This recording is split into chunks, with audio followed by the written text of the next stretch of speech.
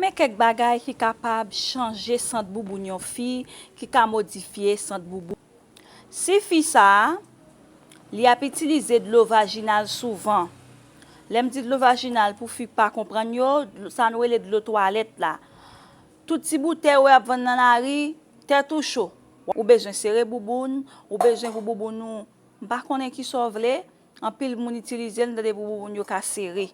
Soit gen moun qui gen infection, yo choisi à acheter de l'eau pour corps, n'importe côté ou ap vendre de l'eau sans que c'est pas un médecin qui prescrit yo de l'eau ça. Capable changer bouboune, ça capable modifier centre bouboune nan.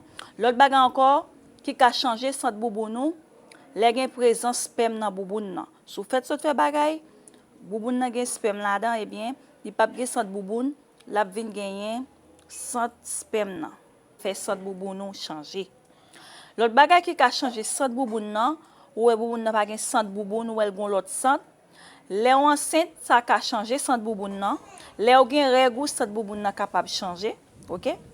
Et puis tout, les ou utiliser savon senti bon pour laver bouboune, ça capable modifier centre bouboune nan.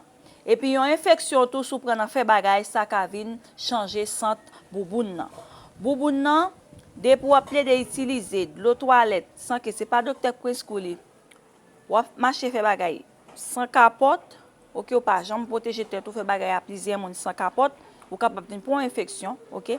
Les centre bouboune nan, les bouboune nan vinn perdre centre li, OK. pH là vient changer, bouboune nan vinn perdre équilibre li, OK. Li vinn perdre équilibre li, ça vient faire que ou vinn wè que centre bouboune nan li vinn changer, j'onte kon prend centre bouboune j'onte wel te avant, li vinn pas comme ça. Si tout bagay ça me citer là, ou son monde qui comme ça, ou qu'on utilise un culotte plusieurs fois, ça ka fait que ou vinn prend infection, centre bouboune ou vinn modifier, li changer, bouboune nan vinn perdre équilibre li, eh bien, sou te kon fait bagay ça que me citer dans vidéo a pas fait ou encore, ou après vinn gon amélioration. Et si ouais odeur ça que bouboune nou gen, li grave en pile, le ménage ou bien moun grave la a fait tibefou ça s'il déranger, eh bien allons gynécologue pour capable traiter infection ça pour depuis centre bouboune nan on odeur qui déranger, qui vraiment dérange ou centre nan drôle en pile, eh bien ou doit un gynécologue ça pas normal. S'il vous plaît mesdames, prenez soin bouboune nous même gens